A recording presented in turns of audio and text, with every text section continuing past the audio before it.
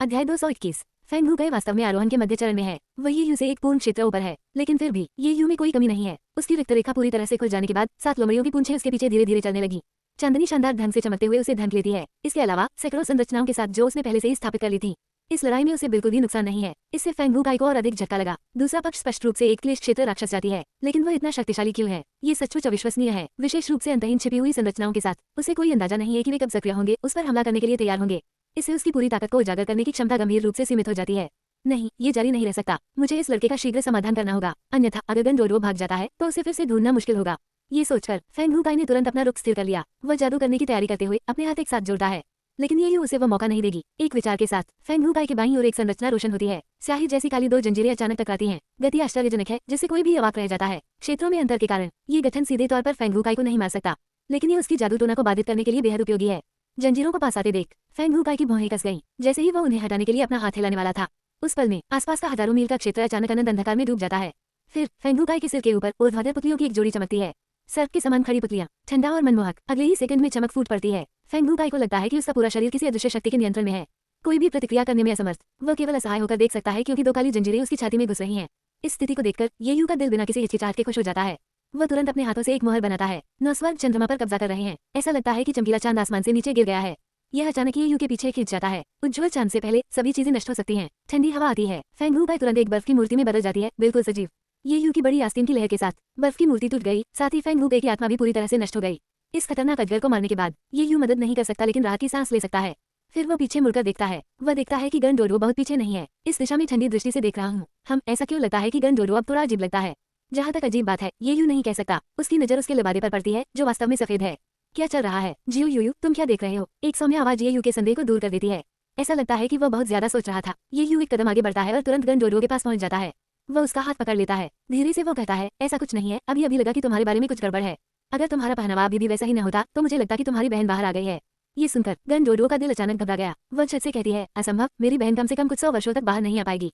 वास्तव में ये यू की भावना गलत नहीं है। उसके बगल वाला व्यक्ति वास्तव में गन जीजुई है। सामान्य परिस्थितियों में गन जीजुई को चेतना के समुद्र में पिंजरे से बाहर निकलने में सैकड़ों साल लगेंगे, लेकिन अभी जो हुआ उसने सब कुछ बदल दिया। जब गनडोरो ने देखा कि ये यू फेंग हुकाई को रोकने के लिए दौड़ रहा है, वह बेहद घबरा गई थी। आपको पता होना चाहिए कि ये यू अभी के इस क्षेत्र के प्रारंभिक चरण में है। वह संभवतः फेंग हुकाई का प्रतिद्वंद्वी नहीं हो सकता, और गनडोरो के पास स्वयं युद्ध के अनुभव का अभाव है।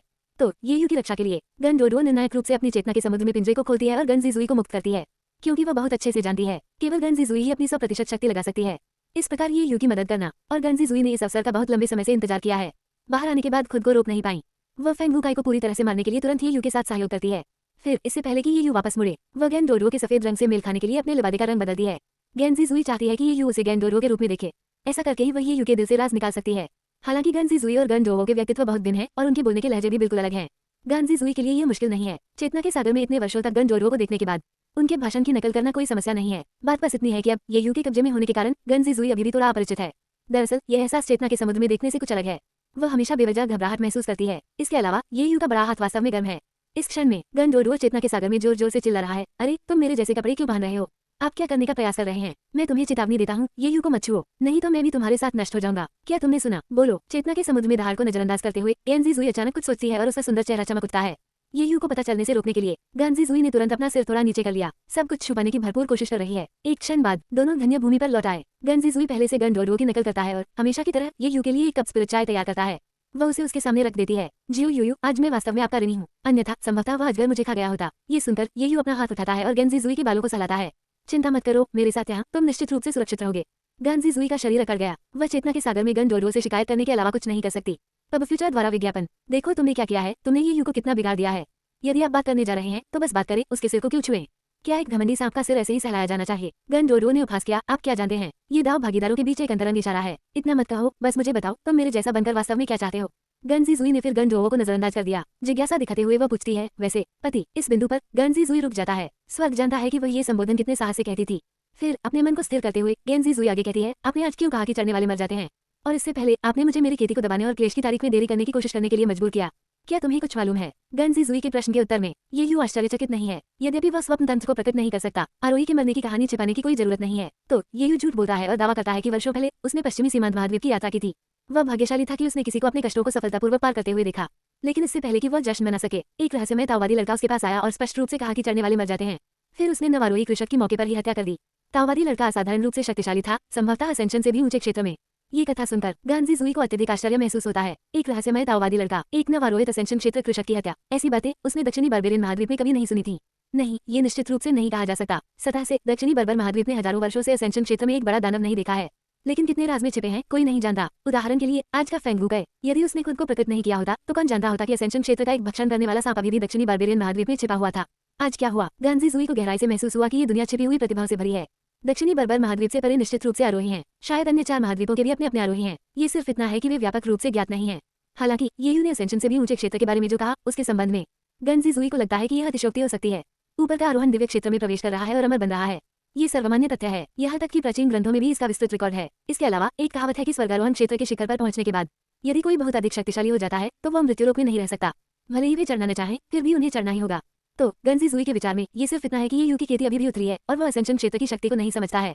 वह गलती से एक अंतिम चरण के असेंशन कल्टीवेटर को अमर के रूप में देखता है। ये बहुत सामान्य है, लेकिन गांजी जुई को यह नहीं पता कि उसके सामने बैठा आदमी ऊपर चढ़ गया है। भले ही आकाशीय क्षेत्र में उनका समय बेहद संक्षिप्त था, फिर भी वो एक ऐसे व्यक्ति थे जो अमर थे।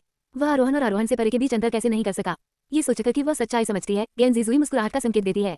वह धीरे से कहती है, तो पति, आपके पास ऐसे साहसिक कार्य हैं। मुझे वास्तव में ज्ञान प्राप्त हुआ है। ठीक है पतिदेव, जल्दी आराम करो। आज की लड़ाई के बाद आप थक गए होंगे। मैं अपने दायरे को स्थिर करने के लिए एक जगह ढूंढने जाऊंगी। अनजाने में गांजी जुई द्वारा अपने पति के संदर्भ में अपना कुछ प्रतिरोध खो दिया है।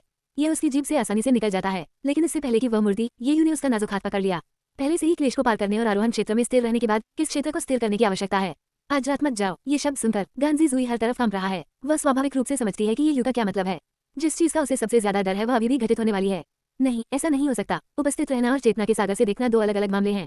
गांजी जुई बार बार अपना सिर हिलाती है, मना करना चाहती है, लेकिन ये सीधे उसे खींच लेती है और कुन कैरेक्टर तकनीक के लिए किरदार लिखना शुरू कर देती है। चेतना के सागर में गंडोरो ये दृश्य देखता है और तुरंत गिर जाता है। रुकना पति, रुको, तुम्हें शांत रहना होगा। ये गंडोरो अचानक सोचते हैं, दरअसल यह कोई बुरी बात नहीं है। इस प्रकार एक बार उसकी बहन गांजी जुई पूरी तरह से आश्वस्त हो गई। उसे ये के लिए कुछ भी खतरनाक करने के बारे में चिंता करने की कोई आवश्यकता नहीं होगी। इसके अलावा उसकी तुलना में यदि उसकी बहन भविष्य में किसी अन्य पुरुष को अपना साथी ढूंढ लेती है, ये सबसे अस्वीकार्य होगा। इस प्रकार गंडोरो ने निर्णायक रूप से चुप रहना चुना।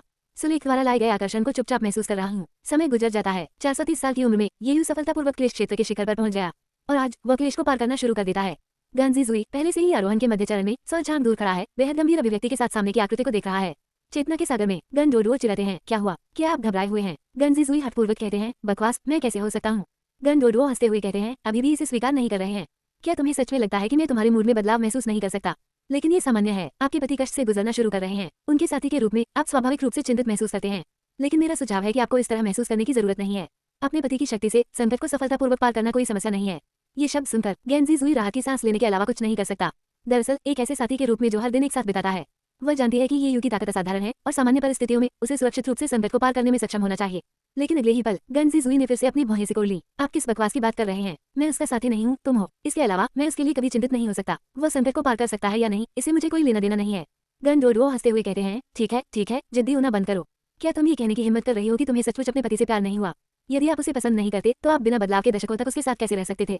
और जब भी आपके पति आपसे सुलेख का अभ्यास करने के लिए कहते हैं तो आप कभी मना नहीं करती और काफी अच्छा सहयोग भी करती हैं। गांजी जुई का सुंदर चेहरा चमक उठा। कुछ चीजें हैं, एक बार पहली बार होने पर अनगिनत अन्य चीजें होंगी।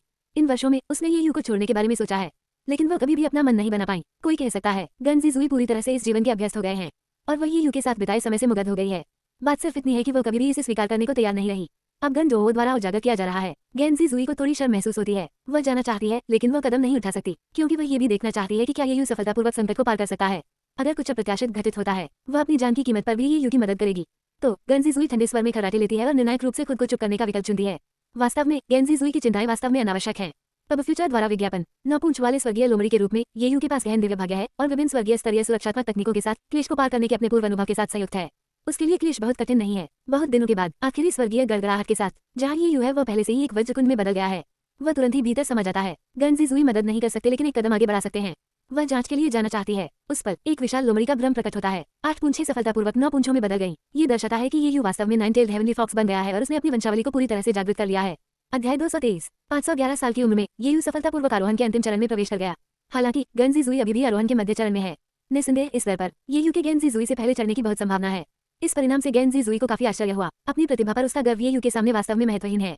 वह वास्तव में आगे निकल गई है। क्या इसका मतलब ये नहीं कि क्या वह ये के साथ आगे नहीं बढ़ पाएगी? क्या उन्हें कुछ समय के लिए अलग रहना होगा? ये सोचकर गांजी जुई बहुत असहज महसूस करते हैं। वर्षों से उसे ये से पूरी तरह प्यार हो गया है। उसने कभी भी एक दिन उससे अलग होने की संभावना पर विचार नहीं किया। इसलिए येयू की प्रगति को बनाए रखने के लिए गांजीजुई खेती करने के लिए दोगुनी मेहनत करता है। हालांकि यह कोई ऐसी चीज नहीं है जिसे केवल प्रयास से हासिल किया जा सकता है। प्रतिभा और अवसर दोनों आवश्यक हैं। उसके बाद के 2 वर्षों में भले ही गांजीजुई ने अपनी खेती में खुद को थका दिया, उसने केवल आरोहण के अंतिम चरण के किनारे को छुआ है और अभी तक पूरी तरह से टूट नहीं पाया है। इससे वह थोड़ा निराश महसूस करती है। चेतना के समुद्र में गंडोओ भी काफी चिंतित हैं। तुम्हें क्या हुआ है? यदि तुम ऐसा नहीं कर सकते तो मुझे शरीर का नियंत्रण लेने दो। मेरे पति के स्वर्गारोहण से पहले मैं भी उनके साथ कुछ समय बिताना चाहती हूँ। ये शब्द सुनकर गांजीजुई एक पल के लिए चुप हो जाता है और अप्रत्याशित रूप से सहमत होने का विकल्प चुनता है।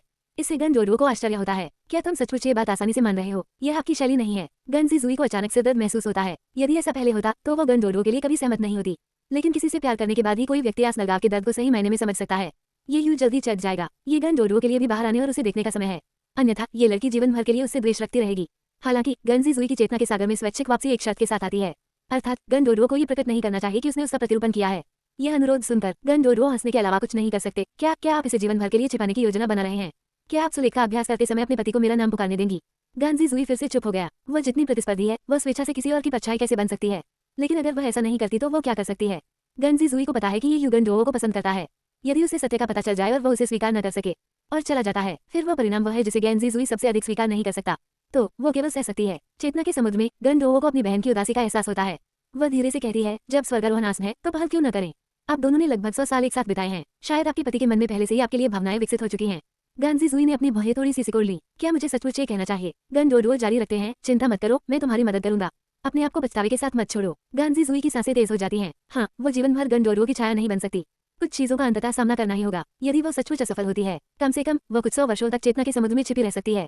कुछ विचार एक बार अंकुरित होने के बाद बेतहाशा बढ़ेंगे। गांजीजुई सीधे अपने बंद खेती स्थान से बाहर निकलती है। ये यू को खोजने की तैयारी करती है। लेकिन जैसे जैसे वो करीब आती है, उस मंडप को देखते हुए जिसे उसने और ये यू ने मिलकर बनाया था, गांजीजुई को फिर से थोड़ी झिझक महसूस होने लगती है। उसने अभी जो साहस जुटाया था वह सब नष्ट हो गया। उसके दिल में बस एक ही शब्द है, डर। उस पल बहती हुई प्रकाश की एक रेखा अचानक आक्रमण करती है, जो चिंता भूल जाओ पर्वत पर तेजी से उतरती है। ये व्यक्ति कोई और नहीं बल्कि किंग क्यू फॉक्स कबीले का यिनफिजिंग है। 100 से अधिक वर्षों तक उसे महसूस हुआ कि उसके दिल में कुछ गड़बड़ है। ऐसा लगता है कि ये यू के जाने के बाद सब कुछ गलत हो गया है। साथ ही उसकी चाची जुआन लगातार उसके लिए चीजों को उत्तेजित करती रही है। इसलिए यिनफिजिंग ने ये यू से मिलने आने का फैसला किया। जहां तक मुलाकात के बाद क्या कहना है, इस बारे में उन्होंने अभी तक सोचा नहीं है। क्या ऐसा हो सकता है कि यदि उन्हें सही लगे तो वे भागीदार बनने का प्रयास कर सकते हैं? ऐसे शब्द यिनफिजिंग कभी नहीं कह पाएंगे। लेकिन अगर ये यू ये सुझाव दे, इस पर विचार करना असंभव नहीं होगा। वह पहले इसे आजमा सकती थी। संचार पत्थर के माध्यम से ये यू का स्थान जानने के बाद यिनफिजिंग ने चिंता पर्वत को भूलने की जल्दी की। लेकिन उसने ये कभी नहीं सोचा था कि यहाँ उसका सामना इतनी खूबसूरत महिला से होगा। इससे यिनफिजिंग को संकट का एक अकथनीय एहसास महसूस होता है। रुको, यह महिला गांजीजुई है। हालांकि उसने अपना चोगा बदल लिया है, यिनफिजिंग निश्चिंत हो सकती है कि उसके सामने मौजूद व्यक्ति सैकड़ों साल पहले दक्षिणी बारबेरियन महाद्वीप की कुख्यात जहर महिला गांजीजुई है। बहुत समय पहले यिनफिजिंग को एक बार उसे देखने का सौभाग्य मिला, लेकिन उस समय गांजीजुई दीप्तिमान थे और उन्होंने यिनफिजिंग पर ध्यान भी नहीं दिया। हालांकि उसे जिसकी उम्मीद नहीं थी वह ये था, गांजीजुई जो सैकड़ों वर्षों से गायब थी, यहाँ क्यों दिखाई देगी? अगले सेकंड में यिनफिजिंग पहले से ही लड़ाई के लिए तैयार है। आध्यात्मिक ऊर्जा उसे घेर लेती है। वह सहज रूप से सोचती है, गांजीजुई ये ऊपर एक कदम उठाने जा रहा है, क्योंकि उसकी चाची जुआन ने एक बार कहा था, 90 हेवनली फॉक्स अन्य दानव जातियों के लिए एक जबरदस्त पूरक है। यह न केवल साधना को बढ़ाने में मदद करता है, बल्कि हृदय राक्षसी विकारों से भी मुक्ति दिला सकता है। ये वास्तव में एक दुर्लभ और बहुमूल्य स्वर्गीय सामग्री है। स्वाभाविक रूप से यह आसानी से महान राक्षसों की लालची आंखों को आकर्षित करता है। दूसरी तरफ गांजीजुई ने भी अपनी आंखें थोड़ी तिरछी कर ली। उसे यह स्वीकार करना होगा कि यिनफिजिंग में एक सहज आकर्षण है और उसकी सुंदरता उससे कमतर नहीं है। और चूंकि वह और ये यू दोनों लोमड़ी राक्षस हैं, इससे उसे संकट का अभूतपूर्व एहसास होता है। ये यू उसका या गंडोडुओ का हो सकता है, लेकिन वह बिल्कुल भी किसी दूसरे राक्षस का नहीं हो सकता। गांजीजुई को दूसरों के साथ साझा करने की आदत नहीं है, अतः उसके हृदय में स्वाभाविक रूप से शत्रुता की भावना उत्पन्न हो जाती है। दोनों महिलाएं शब्द एक दूसरे को देखती रहती हैं, फिर भी तनाव स्पष्ट है। ऐसा लगता है कि वे बाहर आध्यात्मिक ऊर्जा की तीव्र गति को महसूस करते हैं। ये यू ने धक्का देकर दरवाजा खोला और मंडप से बाहर निकल गई। यिनफिजिंग को देखकर वह मुस्कुराए बिना नहीं रह सका। मुझे उम्मीद नहीं थी कि तुम इतनी जल्दी आ जाओगे। तुम दोनों क्या कर रहे हो? ऐसा क्यों लगता है कि माहौल अजीब है? यिनफिजिंग गहराई से भौहें सिकोड़ती है। वह धीमी आवाज में कहती है, क्या आप उसे जानते हैं? वह जहर महिला गांजीजुई है। अनगिनत महान राक्षस उसके हाथों मारे गए हैं। वह बेहद खतरनाक शख्सियत है। ये यू के चेहरे पर मुस्कान और भी चौड़ी हो जाती है। जैसे ही वह समझाने वाला है, गांजीजुई पहले ही उसके पक्ष में आ चुकी है, मनो अपने क्षेत्र पर दावा कर रही हो, ये यू के साथ हथियार जोड़ रही हो। वह धीरे से पूछती है, पति, यह महिला कौन है? यिनफिजिंग की आंखें अचानक चौड़ी हो गईं। पति, गांजीजुई ये यू का साथी है। ये कैसे संभव है? एक पल में यिनफिजिंग को अपने पूरे शरीर में ठंडक महसूस हुई, जैसे वह किसी बर्फ की गुफा में गिर गई हो। उसकी दृष्टि रेखा में गांजीजुई के पीछे एक विशाल काला नाग प्रेत उगता है। सांप का सिर ऊंचा है, उसकी संकीर्ण आंखें अंतहीन शीतलता प्रकट कर रही हैं। ऐसा लगता है कि अगर यिनफिजिंग एक और शब्द कहने की हिम्मत करती है, वह तुरंत निकल जाएगी। अध्याय 224। यिनफिजिंग के पास केवल हार्मोनाइजेशन के अंतिम चरण की ताकत है। असेंशन क्षेत्र की कृषक गांजीजुई के सामने उसके पास वापस लड़ने की बिल्कुल भी क्षमता नहीं है। गांजीजुई का मात्र दबाव उसे अपना सिर उठाने में असमर्थ बनाने के लिए पर्याप्त है। जैसे ही यिनफिजिंग पकड़ बनाने के लिए संघर्ष करने वाली है, अत्यधिक आध्यात्मिक दबाव अचानक गायब हो जाता है। ऊपर देखने पर वह देखती है कि ये यू अपना हाथ गांजीजुई के कंधे पर रख रहा है। वह धीरे से कहता है, उसे डराओ मत, वह मेरी दोस्त है। गांजीजुई हार मानने को तैयार न होते हुए अपनी भौहें थोड़ी ऊपर उठाता है और पूछता है, दोस्त, एक बहुत अच्छा दोस्त। इस वाक्य से ये यू को ईर्ष्या का तीव्र संकेत महसूस होता है। वह तुरंत उत्तर देता है, बस एक नियमित मित्र। यदि आप इसे गिनना चाहें तो उसने वर्षों पहले मुझे बचाया था। वह लोमड़ी कबीले यिनफेजिंग से है। ओह ठीक है, मुझे परिचय दो, यह मेरा साथी है, गनडोडो। स्पष्ट रूप से अंतिम वाक्य यिनफेजिंग पर निर्देशित था। यिनफेजिंग ने अपनी भौहें थोड़ी सी सिकोड़ ली। गनडोडो, क्या वह जहर महिला गंजीजुई नहीं है? उनकी समान शक्ल सूरत का तो जिक्र ही नहीं, यहाँ तक कि उनके द्वारा प्रकट की गई ठंडी रक्तपिपासु आभा भी पूरी तरह से एक जैसी है। दुनिया में ऐसा संयोग कैसे हो सकता है? हालांकि यिनफेजिंग शक्तिशाली नहीं है, क्योंकि ये ने ऐसा कहा है। वह स्वाभाविक रूप से ज्यादा कुछ कहने की हिम्मत नहीं करती। वह केवल अभिवादन के लिए हाथ जोड़ सकती है। गैंजीजुई का रंग थोड़ा पीला पड़ गया है। दरअसल वह किसी और की परछाई नहीं बन सकती। जब फॉगेटवरी माउंटेन पर सिर्फ वह और ये थे तो उसे कुछ खास महसूस नहीं हुआ था। लेकिन अब बाहरी लोगों की उपस्थिति के साथ ये को अपना परिचय गनडोओ के रूप में सुनाते हुए गंजीजुई को भावनाओं का मिश्रण महसूस होता है। वह अभी सच उजागर करना चाहती है, लेकिन ये स्थिति स्पष्ट रूप से उचित नहीं है। इस प्रकार गंजीजुई केवल हार मान सकती है और दावा कर सकती है कि वह अस्वस्थ महसूस करती है और उसे आराम करने की आवश्यकता है। ये इसके बारे में ज्यादा नहीं सोचता। वह मानता है कि ऐसा इसलिए है क्योंकि वह बाहरी लोगों से मिलना नहीं चाहती है, इसलिए वह उसे नहीं रोकता है। गंजीजुई के जाने के बाद यिनफेजिंग तुरंत आगे बढ़ती है। उत्सुकतावश वह पूछती है, यहाँ क्या हो रहा है? ये संभवतः गंजीजुई की दोहरी आत्माओं के रहस्य को उजागर नहीं कर सकता, तो वो लापरवाही से कहता है कि गनडोओ गंजीजुई की छोटी बहन है, जो उनकी समानता को स्पष्ट करता है। वास्तव में वे दो अलग अलग लोग हैं। इन दोनों बहनों को वास्तव में आसानी से पहचाना जा सकता है। एक ने काला चोगा पहना है, दूसरे ने सफेद। बड़ी बहन गंजीजुई स्वभाव से ठंडी और रक्तपिपासु है, जबकि छोटी बहन गनडोडो कोमल और शांत है। ये सुनकर यिनफेजिंग की अभिव्यक्ति बेहद गंभीर हो जाती है। वह ईमानदारी से कहती है, मेरे पास एक मजबूत अंतर्ज्ञान है। वह निश्चित रूप से जहर महिला गंजीजुई है, कोई गनडोडो नहीं। मैंने उसे सैकड़ों साल पहले देखा था। वे आंखें मुझे स्पष्ट रूप से याद हैं। शायद इस दुनिया में वास्तव में ऐसी बहनें हैं जो बिल्कुल एक जैसी दिखती हैं। लेकिन अब आपके साथी की आंखें मुझे बताती हैं कि वो गंजीजुई है। ये मुस्कुराने के अलावा कुछ नहीं कर सकता। वह कैसे नहीं जान सका कि यह गनडोओ है या गंजीजुई? वे हर दिन और रात एक साथ बिताते हैं। खांसी ये ने धीरे से पूछा, तुम्हें इस बारे में ज्यादा चिंता करने की जरूरत नहीं है। अब तुम मुझे ढूंढने क्यों आए हो? यिनफेजिंग बस ये को सावधान रहने की चेतावनी देना चाहती है। लेकिन इससे पहले कि वो कुछ कह पाती, उसे अचानक एहसास हुआ कि वह अब ये की ताकत को नहीं पहचान सकती। याद करते हुए कि पहले ये ने सिर्फ एक हाथ से गंजीजुई के पीछे के भ्रम को तोड़ दिया था। उसके मन में एक साहसिक परिकल्पना उभरती है। आप इस समय किस क्षेत्र में हैं? ये प्रश्न सुनकर ये कुछ नहीं छुपाता। वह स्पष्ट रूप से कहता है, मैं स्वर्गारोहण के अंतिम चरण में हूँ और मैं किसी भी क्षण दिव्य क्षेत्र में चढ़ सकता हूँ। यिनफेजिंग अचंभित है। उसने वास्तव में ये की साधना गति इतनी तेज होने की उम्मीद नहीं की थी। क्या उन्होंने ये नहीं कहा कि हजारों वर्षों से असेंशन क्षेत्र का कोई कृषक नहीं था? ये ने इस सीमा को कैसे तोड़ दिया? खैर, इसमें कोई आश्चर्य की बात नहीं है कि वह एक साथी के रूप में गंजीजुई से शादी कर सकता है। ये पता चला है कि ये की ताकत पहले से ही इतनी जबरदस्त है। जो बात वह पहले कहना चाहती थी वह अब वापस निकल ही सकती है। आरोहण के अंतिम चरण में सावधान रहने के लिए और क्या है? उसे सचमुच मनुष्यों के बीच अजय माना जा सकता है। ये बिल्कुल हास्यास्पद है कि वह अभी भी सोच रही थी कि ये उसका साथी बनेगा। कैसा भ्रम है? यिनफेजिंग ने अपना सिर हिलाते हुए एक कड़वी हंसी निकाली। ये कुछ भी नहीं है, बस मैंने तुम्हें लंबे समय से नहीं देखा है। मैं सिर्फ ये देखने आया हूँ कि आप कैसे हैं। अब तुम्हें फलता फूलता देखकर मैं सचमुच बहुत खुश हूँ। यदि भविष्य में आपके पास समय हो तो आप मेरे फॉक्स माउंटेन की यात्रा के लिए आ सकते हैं। चाची जो जुआन अक्सर आपका उल्लेख करती हैं। ये सहमत हैं। फिर कुछ देर बातें करने के बाद यिनफेजिंग चिंता पर्वत को भूल जाती है और ये उसे नहीं रोकती, क्योंकि उसे गंजीजुई को अत्यधिक ईर्ष्यालु होने से बचाने के लिए उससे बात करने की जरूरत है। आखिरकार आरोहण क्षेत्र की राक्षसी अभी भी एक महिला है। आखिरकार उसे लाड़ प्यार की जरूरत है। ये सीधे गंजीजुई के कमरे में चला जाता है। वह उसे दरवाजे की ओर पीट करके शून्यता से घूरता हुआ पाता है। तो ये अपनी स्टोरेज रिंग से एक कंघी निकालता है। वह साझता से उसके पास आता है, उसके बालों में कंघी करना चाहता है।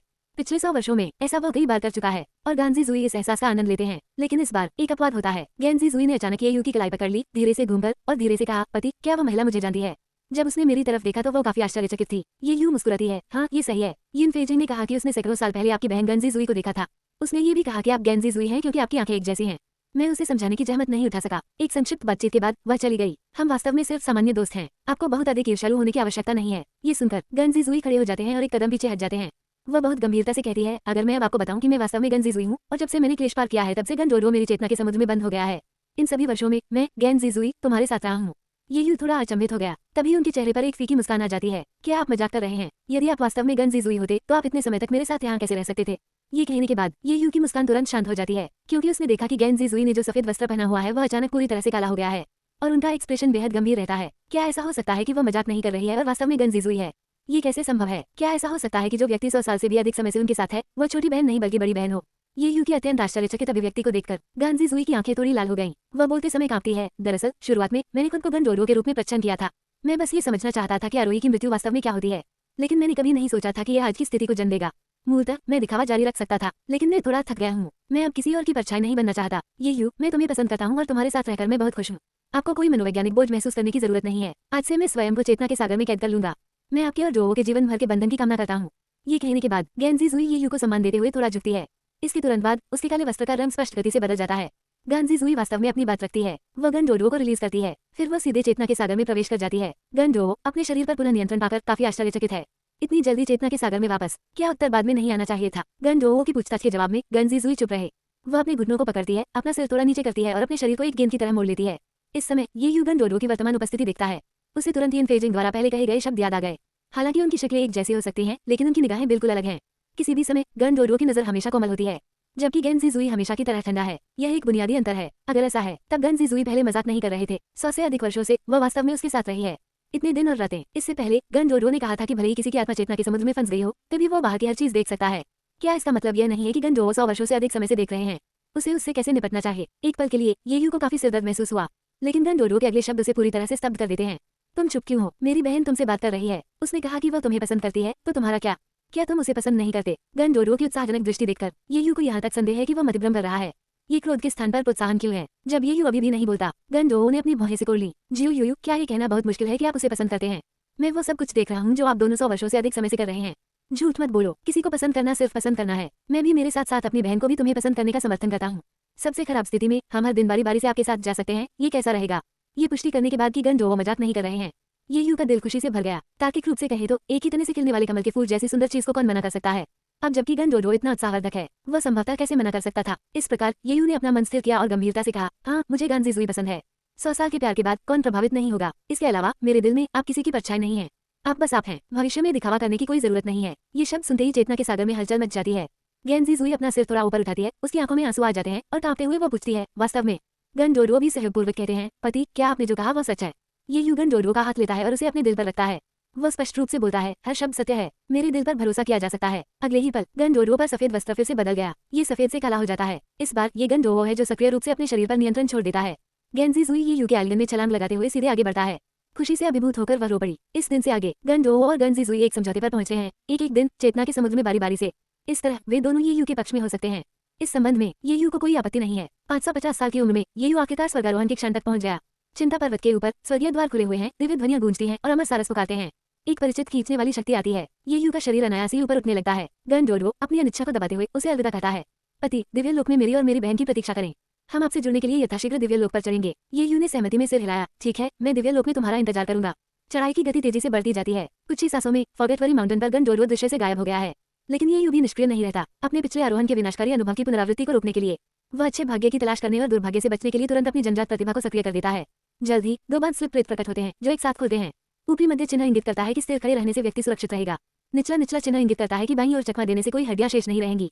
आज के संकेत पढ़ने के बाद ये यू थोड़ा भौहें चढ़ाता है। एक ऊपरी मध्य और एक निचला निचला। वह बहुत औसत ही माना जा सकता है। न जाने कितना समय बीत गया। ये यू फिर से दिव्य लोक में आता है। इससे पहले कि वह खुद को स्थिर कर सके, पिछली बार की तरह तलवार की रोशनी की एक लकीर सीधे उस पर झपकती है। ये यू सहज रूप से दाहिनी ओर चकमा देना चाहता है, लेकिन दैवज्ञ की सलाह को याद करके वह झिझकता है। हालांकि इसमें यह नहीं कहा गया कि दाएं चकमा देने से मृत्यु हो जाएगी। वह सौभाग्य और दुर्भाग्य के लिए अपनी प्रतिभा पर भरोसा करते हुए स्थिर रहने का फैसला करता है। लेकिन ऐसा लगता है कि यह तलवार की रोशनी सीधे उस पर हमला कर रही है और चकमा न देने पर वास्तव में मौत हो जाएगी। ये यू अपने दांत पीसता है और इसे सख्त करने का फैसला करता है। यह महज एक भ्रम हो सकता है। अगले ही सेकंड में तलवार की रोशनी 4 भागों में विभाजित हो जाती है। ये यू के पास से चारों दिशाओं से गुजरती है, जबकि केंद्र को कोई नुकसान नहीं पहुंचता है। ये दृश्य ये यू को अनायास ही राहत की सांस लेने पर मजबूर कर देता है। निश्चित रूप से स्वर्णिम प्रतिभा वास्तव में उल्लेखनीय है, जो हर बार दुर्भाग्य को सौभाग्य में बदलने में सक्षम है। अब फ्यूचर द्वारा विज्ञापन। हालांकि ये यू अभी भी हैरान महसूस करता है। प्रत्येक आरोहण के दौरान सदैव तलवार की रोशनी की एक रेखा क्यों होती है? पृथ्वी पर क्या चल रहा है? ये यू इस प्रश्न पर अंतहीन विचार करता है, लेकिन वह इस पर ज्यादा ध्यान नहीं देते। इसके बजाय वह गंभीरता से इस दिव्य क्षेत्र का निरीक्षण करना शुरू कर देता है। वह देखता है कि चारों ओर बादल भर रहे हैं, आकाशीय पर्वत शून्य में तैर रहे हैं। दृश्यावली अविश्वसनीय रूप से शानदार है। फिर भी उसे कोई अमर नहीं दिखता। यहाँ क्या हो रहा है? क्या ऐसा हो सकता है कि दिव्य क्षेत्र में अमर लोगों को भी एकांत में प्रवेश करने की आवश्यकता हो? इस प्रश्न को मन में रखते हुए ये यू अपने आसपास का निरीक्षण करते हुए आगे उड़ता है। अध्याय 226। स्वर्गीय क्षेत्र विशाल है, दृश्यावली सुखद है। हालांकि ये यू का इसकी सराहना करने का कोई इरादा नहीं था। वह धीरे धीरे आगे की ओर उड़ते हुए अपने आसपास सतर्क नजर रखता था। वह नहीं जानता था कि क्या तलवार की कोई और ऊर्जा है जिसका उसने पहले सामना किया था। वह बहुत दूर नहीं गया था कि उसे सामने एक तैरता हुआ दिव्य पर्वत दिखाई दिया। ये यू ने मूल रूप से इसके चारों ओर घूमने की योजना बनाई थी, लेकिन तभी उसे एक धीमी आवाज सुनाई दी। उसे आश्चर्य हुआ कि इस समय यहाँ कोई छिपा हुआ था। क्या आप स्टार कैप्चर मोटर संप्रदाय से हैं? ये यू ने ऊपर देखा। उसने दिव्य पर्वत के ऊपर एक विशाल झूला देखा। उस पर रंग बिरंगे वस्त्र पहने एक परी बैठी थी। उसने ये यू को बड़ी दिलचस्पी से देखा। गेंजी जुई को टक्कर देने वाली यह महिला बेहद खूबसूरत थी। ये यू ने अपने हाथ जोड़े और कहा, मैं ये यू हूँ, अभी अभी नश्वर लोक से आया हूँ। मैं स्टार कैप्चर मोटर संप्रदाय से नहीं हूँ। ये सुनकर परी शालीनता से झूले से नीचे झूल गई। एक झटके में वह ये यू के सामने आ गई। उसने आश्चर्य से कहा, एक दिव्य प्राणी जो अभी अभी चढ़ा है। टस्क टस्क, ये सचमुच दुर्लभ है। और उस पर एक 9 पूंछ वाला दिव्य लोमड़ी। इस परी के सामने ये यू के पास कोई रहस्य नहीं था।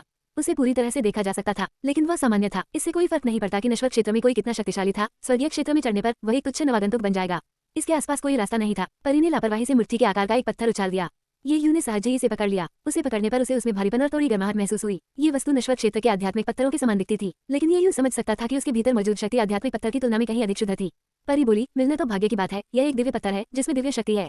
उपयोग नश्वर क्षेत्र के आध्यात्मिक पत्थरों के समान है। इसे हमारी मुलाकात के लिए मेरा उपहार समझें। वैसे मुझे अपना परिचय देने दीजिए। मैं भूत भगाने वाले दुष्ट अमर संप्रदाय का झेंग नुआनशियू हूँ। यदि आप चाहें तो आप मेरे संप्रदाय में शामिल हो सकते हैं। ये यू को अपने हाथ में स्वर्गीय पत्थर का वजन महसूस हुआ। वह फूट फूट कर मुस्कुराया। ऐसा लग रहा था कि इस वस्तु को संभालना आसान नहीं था। ये यू ने विचार करना शुरू कर दिया कि क्या उसे आज्ञाकारी रूप से पालन करना चाहिए और झेंग नुआनशियू के संप्रदाय में शामिल होना चाहिए। हालांकि उस क्षण तलवार की कुछ रोशनियां दूर से चमक रही थीं, जो पहले से भी अधिक तेजी से चल रही थीं। ये यू का दिल बसीज गया और वह बचना चाहता था, लेकिन उसने देखा कि झेंग नुआनशियू ने अपना हाथ उठाकर उसके सामने रोक दिया। जैसे ही कई तलवारों की रोशनी ने हमला किया, वे एक पल में गायब हो गईं।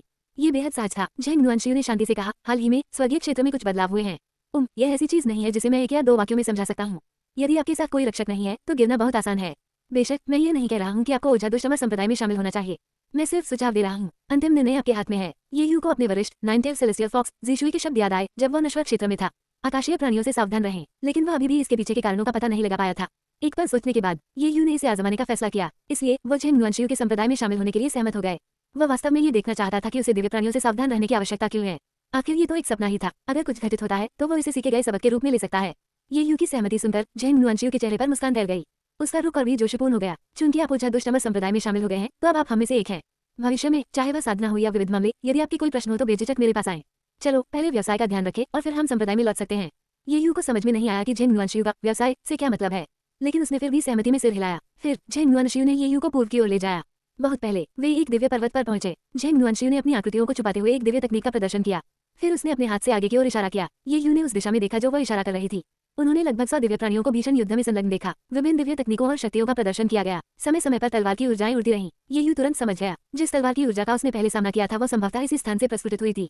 ईमानदारी से कहूं तो ये काफी अविवेकपूर्ण था। यदि ये फॉर्चून अवॉइडेंस सिस्टम और झेंग नुआनशियू के समय पर अवरोध के लिए नहीं होता, ये यू को मौके पर ही मारा जा सकता था। सचमुच कमजोर होना सबसे बड़ा पाप है। झेंग नुआनशियू ने फुसफुसाते हुए कहा, आगे स्टार कैप्चर और विंड राइडिंग चट्टानें हैं। दो संप्रदायों की दिव्य प्राणी एक अराजक लड़ाई में हैं। इसका कारण एक बर्बाद संप्रदाय स्थल के लिए प्रतिस्पर्धा है। उन्होंने सचमुच अपनी असली आग बाहर ला दी है। वे सभी खगोलीय प्राणी जिन्हें वे संगठित कर सकते हैं वे यहाँ हैं। हम दिव्य प्राणियों को लाभ प्राप्त करने के लिए सही समय की प्रतीक्षा करने की आवश्यकता है। बेशक केवल हम दोनों के साथ संप्रदाय स्थल को हटाना असंभव है, लेकिन अगर हम केवल कुछ वस्तुओं को लेने के लिए अंदर जाते हैं तो संभावना अभी भी काफी अधिक है।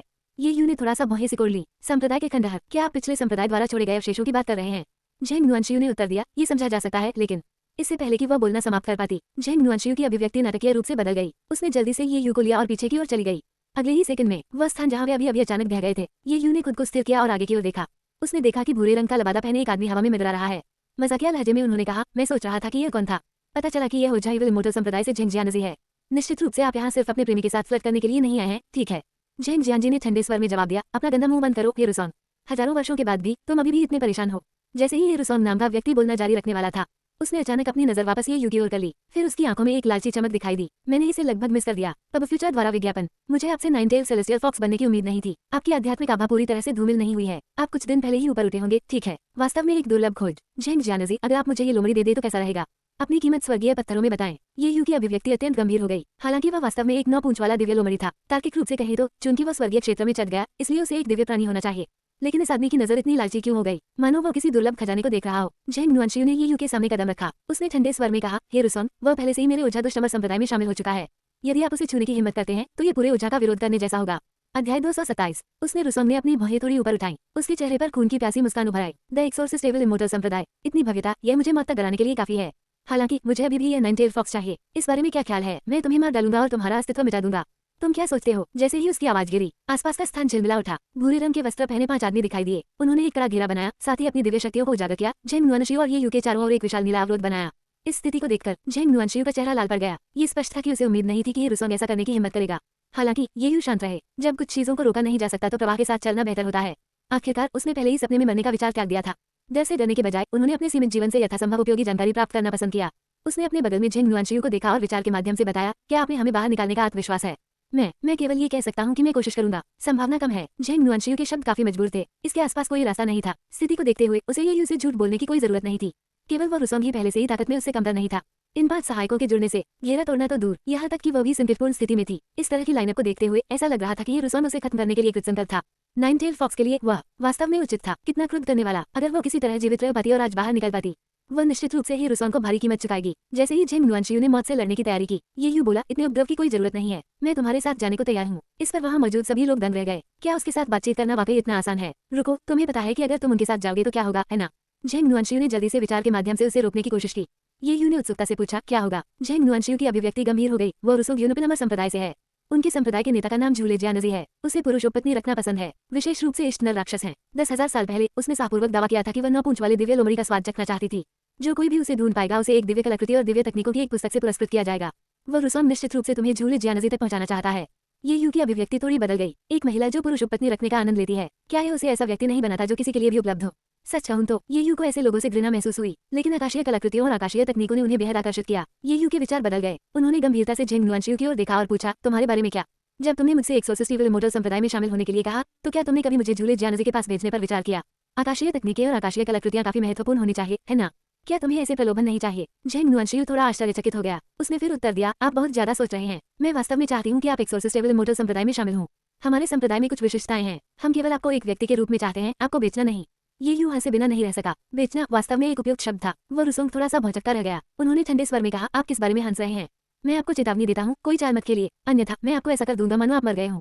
ये यू ने लापरवाही से जवाब दिया, मैं किसी भी बात पर नहीं हंस रहा हूँ। मैं बस इतना कहना चाहता हूँ, मैं तुम्हारे साथ जाऊंगा, लेकिन तुम्हें उसे जाने देना होगा।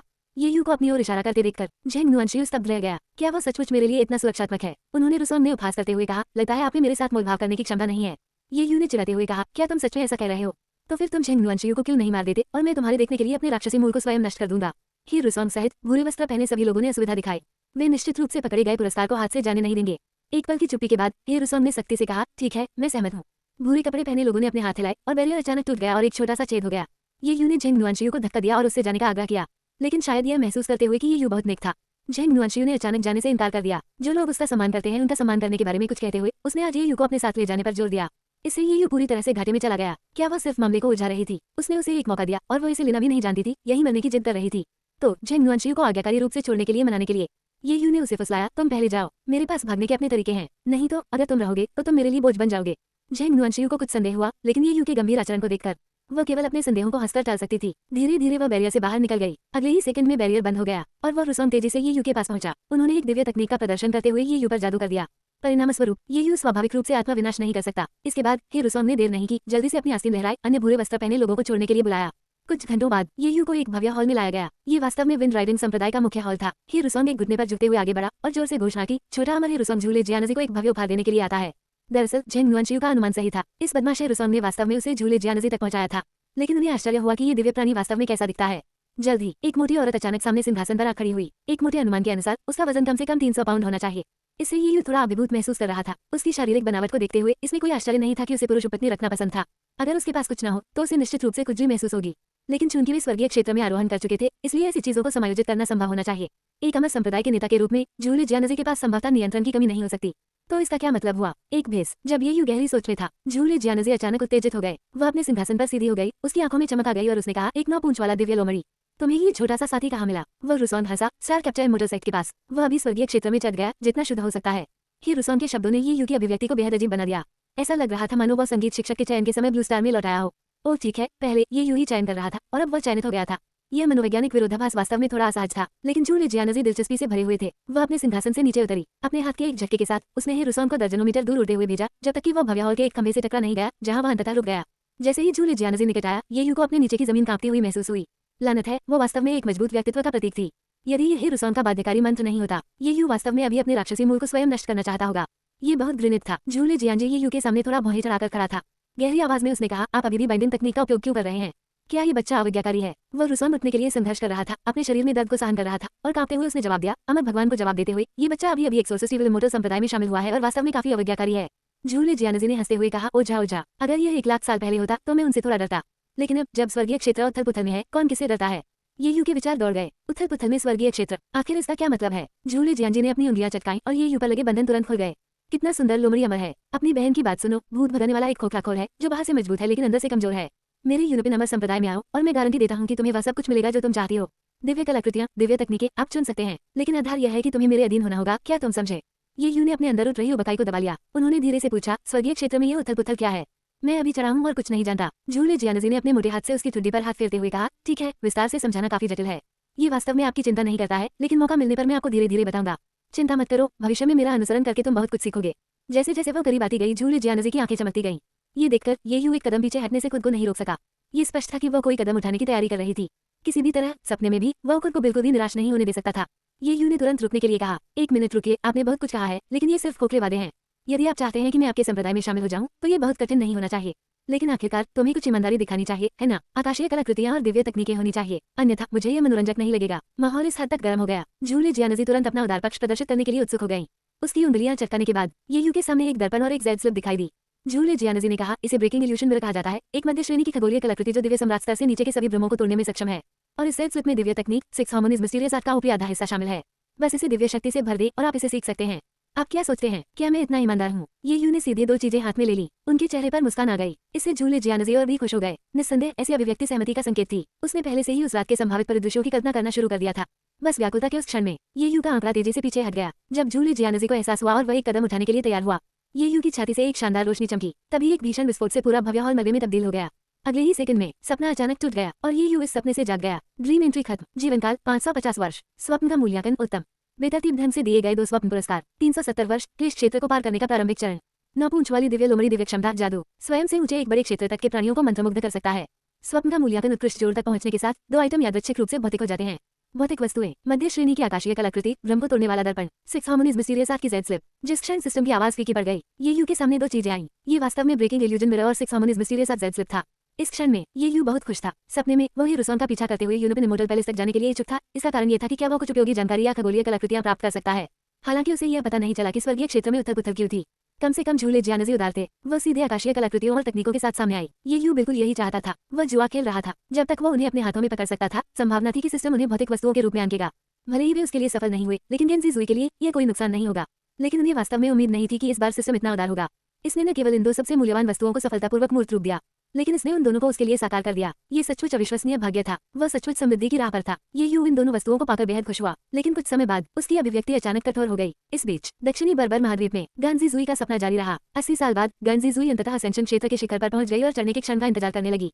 उसके हृदय में अपार हर्ष हुआ, क्योंकि इसका मतलब था कि वह जिसे चाहती थी, ये यू उसे फिर से देखेगी। स्वर्गीय क्षेत्र में पहुंचने के बाद गेंजी जुई की किस्मत असाधारण रूप से अच्छी थी। न केवल उसे किसी खतरे का सामना करना पड़ा, लेकिन उसने स्वर्ण अमर लोकपरी का भी अनुग्रह प्राप्त किया। उसकी प्रभावशाली प्रतिभा के कारण परी उसे शिष्या के रूप में लेने को तैयार थी।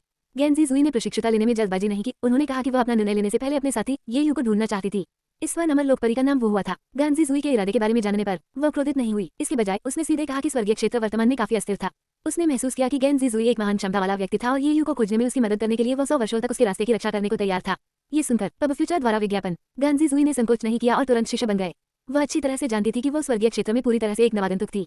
वह अपने आसपास के बारे में कुछ भी नहीं जानती थी। अगर कोई उसकी मदद कर सके तो निश्चित रूप से चीजें आसान हो जाएंगी।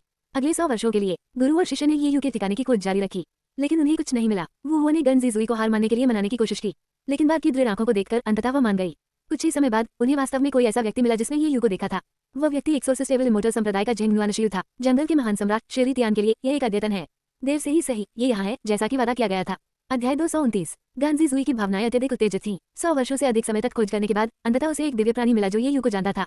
तभी जब गेंजी जुई ने सोचा कि आखिरकार उसने स्थिति बदल ली है और ये यू से मिल सकती है, झेंग नुआनशियू के शब्दों ने उस पर वज्रपात की तरह प्रहार किया। ये यू एक विशेष वंश के साथ 9 पूंछ वाले सेलेस्टियल फॉक्स के रूप में यूरोपियन इमोर्टल पैलेस के लोगों द्वारा पकड़ लिया गया था और संप्रदाय नेता जूली जियानजी को पेश किया गया था। उसी दोपहर यूरोपियन इमोर्टल पैलेस का भव्य हॉल बिखर गया और जूली जियानजी गुस्से में आ गए। बाद में मैंने विशेष रूप से जांच की, ये वास्तव में ये यू द्वारा अपने राक्षसी मूल के आत्मा विनाश के कारण हुआ था। ये सुनकर गेंजी जुई का चेहरा चादर की तरह पीला पड़ गया। ये कैसे हो सकता है? ऐसा क्यों हुआ? स्वर्गीय क्षेत्र में अपनी साल भर की खोज में गेंजी जुई ने सबसे खराब संभावनाओं के बारे में सोचा था, लेकिन दूसरों से ये सुनकर कि ये यू सचमुच मर चुका है, वह अभी भी इसे स्वीकार नहीं कर सकी। ऐसा लगा जैसे उसकी सारी ताकत तुरंत खत्म हो गई हो। वो ने धीरे से अपना हाथ उठाया और गांजी जुई के चारों ओर एक नरम शक्ति लपेट दी। ये स्पष्ट था कि वह उसे थोड़ा बेहतर महसूस करने में मदद करना चाहती थी ताकि उसे गिरने से बचाया जा सके। लेकिन गेंजी जुई अपना सिर हिलाती रही। उसने दृढ़ता से घोषणा की, मुझे बदला चाहिए, मैं उस महिला को मार डालूंगी। 8000 साल बाद वो और झेंग नुआनशियू की मदद से गांजी जुई ने यूरोपियन अमर महल को सफलतापूर्वक नष्ट कर दिया और व्यक्तिगत रूप से जूली जियानजी का सिर काट दिया। अपनी घोर नफरत का बदला लेने के बाद गेंजी जुई जमीन पर गिरकर बारिश की तरह रोने लगी। इन 8000 वर्षों में बदला लेने के विश्वास ने उसे लगातार आगे बढ़ाया था। अब सब कुछ खत्म हो गया था। गेंजी जुई अंततः उसे शांत कर सकी और अपनी भावनाओं को मुक्त कर सकी। झेंग नुआनशियू ने कुछ सांत्वना देने वाले शब्द देने के लिए आगे कदम बढ़ाया और गांजी जुई को ओझा दुष्ट संप्रदाय में शामिल होने के लिए आमंत्रित किया, लेकिन उसे मना कर दिया गया। आधे घंटे बाद गेंजी जुई ने अपने आंसू पोंछे। उसने धीरे से कहा, मैंने अपना मन बना लिया है, मैं अपने पति की तलाश के लिए मृत्यु लोक में पुनर्जन्म लेना चाहती हूँ। वो और झेंग नुआनशियू के भाव नाटकीय रूप से बदल गए। 8000 वर्षों के बाद गेंजी जुई ने एक सच्चे अमर से स्वर्गीय क्षेत्र में श्रद्धेय दिव्य सम्राट बनने के लिए कड़ी मेहनत की थी। उन्हें जिन कठिनाइयों का सामना करना पड़ा वे निस्संदेह महत्वपूर्ण थीं, लेकिन एक बार जब वो नश्वर लोक में पुनर्जन्म लेती है तो इसका मतलब यहाँ सब कुछ त्यागना होता है। उसकी खेती, उसकी तकनीकें, उसे सब कुछ फिर से शुरू करना होगा। वो ने पूछा, क्या यह इसके लायक है? गेंजी जुई ने दृढ़ता से उत्तर दिया, यह इसके लायक है। अगर यह मेरे पति का बदला लेने के लिए नहीं होता तो मैं इस स्वर्गीय क्षेत्र में एक दिन भी नहीं रहना चाहती। कितने महान पद, सबसे मजबूत दिव्य सम्राट, मुझे इसकी कोई परवाह नहीं है। मेरा रास्ता एक है और वह है मेरे पति ये यू। बाकी सब तो बस एक देरी है। इतने वर्षों में आपके सहयोग और मदद के लिए आप सभी को धन्यवाद।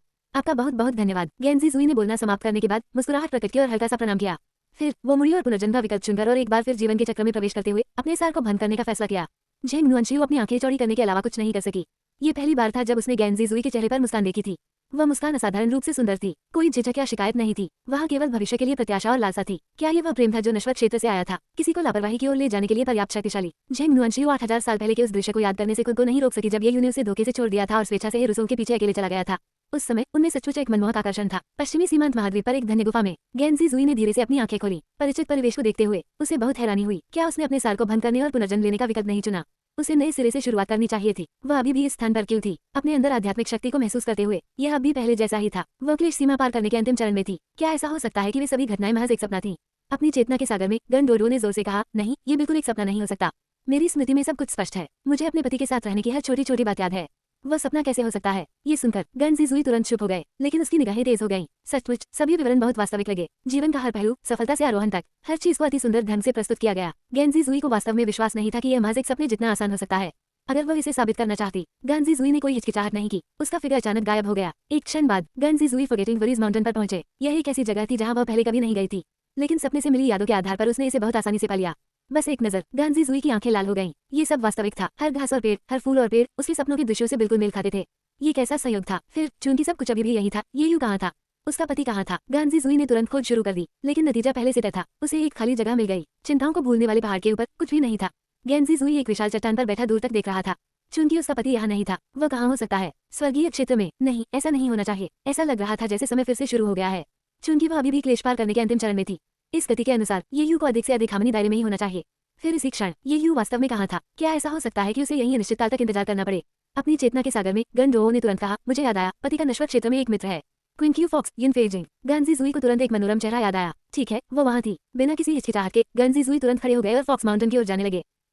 उत्तरी जंगल महाद्वीप में महानियोम राजवंश के महल में ये यू ने ब्रेकिंग इल्यूजन मिरर और उसके सामने दिव्य तकनीकों की जेड स्लिप को देखा और निराशा में अपना सिर खुजलाना शुरू कर दिया। सच कहूं तो यह मध्य श्रेणी की खगोलीय कलाकृति ब्रेकिंग इल्यूजन मिरर एक बहुत अच्छी वस्तु थी। हालांकि ये यू के पास फिलहाल कोई दिव्य शक्ति नहीं थी, केवल नश्वर आध्यात्मिक ऊर्जा थी। वह अभी भी इसे सक्रिय कर सकता है। ये बस थोड़ा कम प्रभावी होगा, लेकिन नश्वर क्षेत्र में इसके पास अभी भी अपार शक्ति थी। हालांकि आकाशीय तकनीकों की यह जेड स्लिप निराशाजनक रूप से निराशाजनक थी। इसे अनलॉक करने के लिए बिल्कुल दिव्य शक्ति की आवश्यकता थी। क्या यह महज बकवास नहीं था? ये यू ने अभी क्लेश पार करने वाले क्षेत्र में प्रवेश किया था। उसे कोई दिव्य शक्ति कहाँ से मिलेगी? वह किससे मेल खाता था? यह इस प्रकार था, आप एक लड़की को पसंद करते हैं और वह आपके प्रति बहुत उत्साहित है। जब आप दोनों एक दूसरे के प्यार में पड़ रहे हो, उसका औपचारिक वस्त्र नहीं उतरेगा, तब फ्यूचर द्वारा विज्ञापन, और वह आपसे कहती है कि सफल होने के लिए आपको अधिक ताकत की आवश्यकता है। ये सचमुच क्रोध करने वाला है। आप केवल देख सकते हैं लेकिन छू नहीं सकते। ये यू ने स्वर्ग की ओर आह भरी। हुआनफू बेजी धीरे से अपनी सीट से उठी। वही यू के पीछे आकर खड़ी हो गई और धीरे से उसके कंधों की मालिश की। प्रिय, क्या गलत है? लोगों को सफलतापूर्वक पार करना और क्लेश पार करने वाले लोक में प्रवेश करना बहुत खुशी की बात होनी चाहिए, लेकिन जब से आप बाहर आए हैं, आप इन दो चीजों पर आह भर रहे हैं। क्या कारण है? ये यू ने समझाने के लिए अपना सिर थोड़ा हिलाया। जब लियांग यू कुछ आध्यात्मिक फल लेकर पहुंचा। चलो प्रिय, ये वही है जिन्हें मैंने अभी चुना है। तुम्हें इन्हें आजमाना चाहिए। अरे, यह नश्वर क्षेत्र में दिव्य तकनीकों की जबरदस्त गड़बड़ी कैसे हुई? अध्याय 230। जब से उसे सपने में पता चला कि ये यू का आध्यात्मिक फलों के माध्यम से रुआन लियांग के साथ संबंध था। लियांग यू अक्सर व्यक्तिगत रूप से ये यू को देने के लिए स्वादिष्ट आध्यात्मिक फलों की तलाश करता था। उसने ठान लिया था कि उसे मात नहीं देनी है। अब भी उत्तरी जंगल महाद्वीप में एक महान पत्नी बनकर लियांग यू ने यह आदत कभी नहीं बदली। अब ये सुनकर कि ये यू सफलतापूर्वक एकांत से बाहर आ गया है, लियांग यू स्वाभाविक रूप से ताजे चुने हुए आध्यात्मिक फलों के साथ आया था। हालांकि उसे उम्मीद नहीं थी कि यहाँ ये यू के पास दिव्य तकनीकों का ज्ञान होगा। क्या इसे केवल स्वर्गीय क्षेत्र में ही अस्तित्व में नहीं माना जाता था? यह उत्तरी वन्य महाद्वीप में कैसे प्रकट हुआ? आकाशीय तकनीकों की जैद पर्ची। हुआनफू बेजी काफी जिज्ञासु था। उसने कभी सपने में भी स्वर्गारोहण क्षेत्र में प्रवेश नहीं किया था, इसलिए वह स्वाभाविक रूप से नहीं जानती थी कि दिव्य तकनीकों की एक जैद स्लिप क्या होती है। लेकिन ये यू काफी उत्साहित थी। तुम्हें कैसे पता? क्या ऐसा हो सकता है कि तुमने इसे पहले कभी देखा हो? लियांग यू ने सिर हिलाया। उसने स्पष्ट रूप से कहा कि वह एक बार संयोग से समानांतर दुनिया में स्वर्गीय क्षेत्र में चढ़ गई थी। हालांकि स्वर्गीय क्षेत्र में उसका समय लंबा नहीं था, उसे अभी भी इसके बारे में कुछ जानकारी थी। ये यू की अभिव्यक्ति आश्चर्य से भरी थी। आप वास्तव में स्वर्गीय क्षेत्र में आरोहण कर चुके हैं? मुझे कैसे पता नहीं चला? अच्छा, तुमने कभी नहीं पूछा? लियांग यू ने मासूम दिखने के लिए अपने हाथ फैलाए। फिर उसकी नजर मेज पर रखी जेड स्लिप पर पड़ी। उसने धीरे से कहा, ऐसा लगता है कि ये दिव्य तकनीक निम्न श्रेणी की नहीं है। यह एक अच्छी वस्तु है, लेकिन आपको इसे सक्रिय करने में सक्षम नहीं होना चाहिए, क्योंकि जेड स्लिप को खोलने का एकमात्र तरीका उसमें दिव्य शक्ति डालना है। ये यू ने सिर हिलाते हुए कहा, हाँ, आपने सही अनुमान लगाया। मैं वास्तव में अभी इसका उपयोग नहीं कर सकता। मुझे इसे अभी दूर रखना होगा और इसका उपयोग करने से पहले तब तक इंतजार करना होगा जब तक मैं स्वर्गीय क्षेत्र में नहीं पहुंच जाता। हालांकि इसकी तुलना में मैं इस बारे में अधिक उत्सुक हूं कि स्वर्गीय क्षेत्र में उथल-पुथल क्या है। ये सुनकर लियांग यू काफी आश्चर्यचकित था। उसने तुरंत पूछा, क्या आप स्वर्गीय क्षेत्र में उथल-पुथल के बारे में जानते हैं? ये यू की अभिव्यक्ति कठोर हो गई। उसका दिमाग दौड़ गया, इसलिए उसने बहाना बनाया और कहा, इस एकांत के बाद मुझे बहुत सारी यादें मिली हैं। वे समानांतर दुनिया से होने चाहिए। उन यादों में किसी ने कुछ शब्दों का उल्लेख किया, जैसे स्वर्गीय क्षेत्र में उथल पुथल और अमर संप्रदाय के खंडहर। यदि आप इसके बारे में जानते हैं तो आप मुझे बता सकते हैं। जब तक तुम सुनना चाहोगे मैं तुम्हें सब कुछ बताऊंगा। लियांग यू हल्के से मुस्कुराया, फिर वो गिनती करने लगी। किंवदंतियों के अनुसार हजारों साल पहले स्वर्गीय क्षेत्र उथल पुथल में पड़ गया। लगभग सभी खगोलीय प्राणी गहरी नींद में चले गए। लगभग 10,000 साल पहले तक ऐसा नहीं हुआ था कि वे धीरे धीरे जागृत होने लगे थे। इन दिव्य प्राणियों को अभी भी पता नहीं चला कि वे सो क्यों गए थे, लेकिन जल्द ही उन्हें कुछ अजीब घटनाओं का पता चला। ऐसा प्रतीत होता था कि सभी जागृत दिव्य प्राणी दिव्य सम्राट स्तर से नीचे थे। जहाँ तक आकाशीय सम्राट क्षेत्र से ऊपर के लोगों की बात है, वे नींद में ही रहे। इसके अलावा कई खगोलीय प्राणी बिना किसी निशान के रहस्यमय तरीके से गायब हो गए। अनेकामर संप्रदाय भी अपने पूर्व गौरव से खंडहर होते चले गए। भीतर के सभी दिव्य प्राणी गायब हो गए। किसी को नहीं पता था कि वे कहाँ गए। इन सभी अजीब संकेतों ने स्वर्गीय क्षेत्र में कई खगोलीय प्राणियों को चिंतित और भयभीत महसूस कराया। उन्हें चिंता थी कि वे भी एक दिन गायब हो सकते हैं। हालांकि जैसे जैसे समय बीतता गया, इन दिव्य प्राणियों का साहस धीरे धीरे बढ़ता गया। उन्हें एहसास हुआ कि अब कोई भी दिव्य प्राणी बेवजह गायब नहीं हुआ है। इसलिए उन्होंने अमर संप्रदाय के खंडहरों पर लड़ने के लिए एकजुट होना शुरू कर दिया, जिनमें कोई दिव्य प्राणी नहीं था। हालांकि वे केवल अवशेष थे, भीतर अभी भी खजाना हो सकता है। आखिरकार वे एक समय अमर संप्रदायों की भूमि थे और वहाँ कुछ भी न होना संभव था। इस प्रकार स्वर्गीय क्षेत्र में अराजकता फैल गई। लगभग सभी खगोलीय प्राणी किसी भी उपलब्ध संसाधन के लिए लड़ रहे थे। ये वह सारी जानकारी थी जो लियांग यू को पता थी। जहाँ तक किसी और चीज की बात है, उस तक उसकी कोई पहुंच नहीं थी।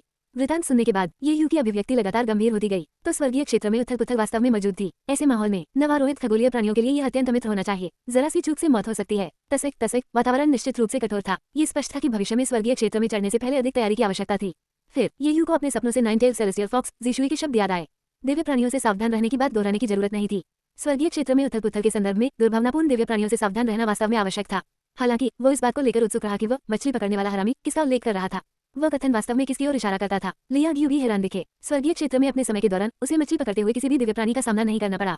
ये यू ने थोड़ा सा भौहें सिकोड़ ली। तुम्हें भी नहीं पता, रहने भी दो, मुझे इसका उत्तर बाद में मिलेगा। कुछ दिन बाद ये यू ने उत्तरी जंगल महाद्वीप को छोड़ने और अगले गंतव्य की यात्रा के लिए तैयार होने का फैसला किया। प्रारंभ में कुआनफू बेजी और लियांग यू सब कुछ छोड़ना चाहते थे और ये यू के साथ निकल जाओ, लेकिन ये यू ने उन्हें दबा दिया। उतावले मत बनो देवियों, मुझे आशा है कि तुम यहाँ रह सकती हो और खेती जारी रख सकती हो और महान योंग राजवंश को अच्छी तरह से प्रबंधित करें। मैं भविष्य में इस स्थान को अपना सबसे बड़ा सहारा बनाना चाहता हूँ। क्या ये ठीक है? ये सुनकर कुआनफू बेजी को अपने कंधों पर जिम्मेदारी का भार महसूस हुआ। वह गंभीरता से सहमत हुई। हाँ, खेती की दुनिया खतरनाक है। भले ही उसका पति क्लेश पार करने वाले क्षेत्र में प्रवेश कर चुका था, वह अजय नहीं था। ये यू के साथी और महान योंग राजवंश की रानी के रूप में कुआनफू बेजी को अधिक परिपक्व होना चाहिए। उसे ये यू पर बोझ नहीं बनना चाहिए। उस क्षण से कुआनफू बेजी के दिल में एक नया लक्ष्य था। वह महान योंग राजवंश को दुनिया के सबसे मजबूत राजवंश में बदलने का प्रयास करना था। एक ऐसी उपस्थिति बनने से जिससे पवित्र भूमि सहित हर कोई बहुत डरेगा। तभी वह वास्तव में ये यू का सबसे बड़ा सहारा बन सकी। कुआनफू बेजी की आंखों में एक दृढ़ निश्चय की चमक उठी। निश्चिंत रहें महामहिम, मैं निश्चित रूप से अपने मिशन में असफल नहीं होऊंगा। उसकी गंभीरता के विपरीत लियांग यू की आंखों में चिढ़ाने का भाव था। बिना बोले उसने विचार के माध्यम से बताया, क्या आप रोवान लियान्यू को ढूंढने जा रहे हैं? ये यू अचंभित रह गया, लेकिन उसने शांत होने का नाटक किया और उत्तर दिया, आप ऐसा क्यों सोचते हैं? मैं उसकी तलाश नहीं करने जा रहा हूँ। मैंने कहा कि मैं यात्रा करने जा रहा था। आप मुझ पर विश्वास क्यों नहीं करते? सच कहूं तो ये यू की रोवान लियान्यू को ढूंढने की कोई योजना नहीं थी। वह फू वांगदाई को देखने के लिए पश्चिमी सीमांत महाद्वीप जाना चाहता था। उसके साथ कविता लिखने में कुछ दिन बिताने के लिए। लियांग यू अचानक इतना सतर्क क्यों हो गया था? क्या ऐसा हो सकता है कि यह किसी महिला की छठी इंद्रिय हो? लियांग यू मुस्कुराया। वह ये यू को उसके कपड़े ठीक करने में मदद करने के लिए आगे बढ़ी और फिर से विचार के माध्यम से व्यक्त किया, कोई फर्क नहीं पड़ता कि आप किसे ढूंढने जाएंगे, मुझे कोई आपत्ति नहीं होगी। मैं तुम्हें बस एक बात बताना चाहता हूँ, जब तुम बाहर हो तो सावधान रहना, मैं हमेशा तुम्हारा इंतजार करूंगा। ये सुनकर ये यू को अपने दिल में गर्माहट महसूस हुई। तब फ्यूचर द्वारा विज्ञापन। उसने लियांग यू का हाथ पकड़ लिया। फिर अनिच्छा से वे तीनों अलग हो गए और ये यू सीधे पश्चिमी सीमांत महाद्वीप की दिशा की ओर चल पड़ा। वह तेजी से आगे बढ़ा। हालांकि इससे पहले कि वह उत्तरी जंगल महाद्वीप की सीमाओं को छोड़ सके, उसने अचानक एक विशाल बैंगनी सुनहरे लौकी को अपनी ओर आते देखा। उस पर लाल रंग की पोशाक में एक महिला लेटी हुई थी। उसकी आंखें चौंधिया गई थी और उससे शराब की दुर्गंध आ रही थी। ये यू की अभिव्यक्ति बेहद अजीब हो गई। तभी एक ठंडी आवाज आकाश और पृथ्वी पर गूंज उठी, विद्रोही शिष्य, तुम यहाँ क्या कर रहे हो?